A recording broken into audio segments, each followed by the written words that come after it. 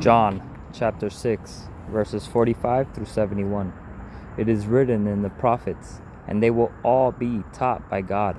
Everyone who has listened to and learned from the Father comes to me. Not that anyone has seen the Father except the one who is from God. He has seen the Father. Truly I tell you, anyone who believes has eternal life.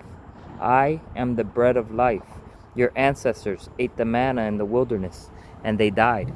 This is the bread that comes down from heaven, so that anyone may eat of it and not die. I am the living bread that came down from heaven. If anyone eats of this bread, he will live forever.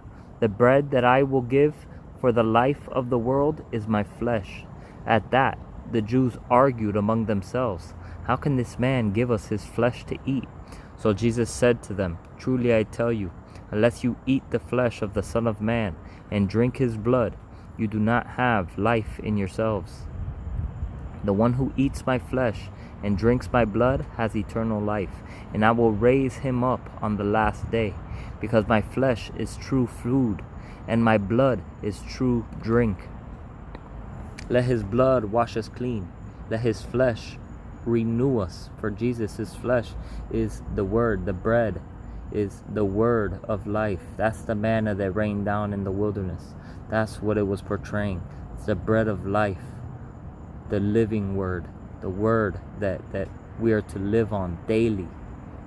The one who eats my flesh and drinks my blood remains in me, and I in him, just as the living Father sent me, and I live because of the Father, so that the one who feeds on me will live because of me. This is the bread that came down from heaven. It is not like the manna your ancestors ate, and they died. The one who eats this bread will live forever. He said these things while teaching in the synagogue in Capernaum. Therefore, when many of his disciples heard this, they said, "This teaching is hard. Who can accept it?" Jesus, knowing in himself that his disciples were grumbling about this, asked them, "Does this offend you?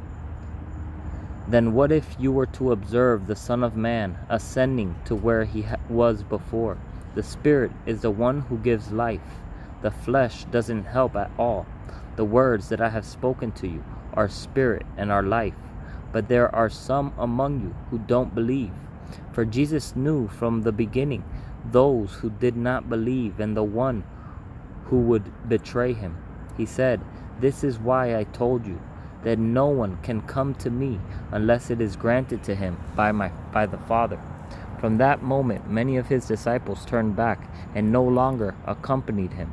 So Jesus said to the 12, "You don't want to go away too, do you?" Simon Peter answered, "Lord, to whom will we go? You have the words of eternal life. We have come to believe and know that you are the Holy One of God." Jesus replied to them, "Didn't I choose you, the 12? Yet one of you is a devil." He was referring to Judas, Simon Iscariot's son, one of the 12, because he was going to betray him.